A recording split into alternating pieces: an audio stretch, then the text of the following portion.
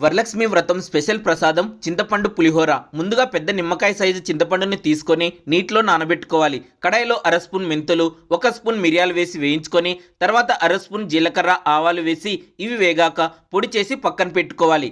ఇదే కడాయిలో 3 టేబుల్ స్పూన్ల నూనె వేసి 3 స్పూన్ల పల్లీలు, 1 స్పూన్ జీడిపప్పు వేసి వేగనివ్వాలి. తర్వాత 1 స్పూన్ మినపప్పు, శనగపప్పు వేసి వేయించి 1 స్పూన్ ఆవాలు, అర స్పూన్ ఇంగు వేసి కలుపుకోవాలి. తర్వాత 3 పచ్చిమిర్చి, 1 ఎండుమిర్చి, కొద్దిగా కరివేపాకు వేసి కలుపుకోవాలి.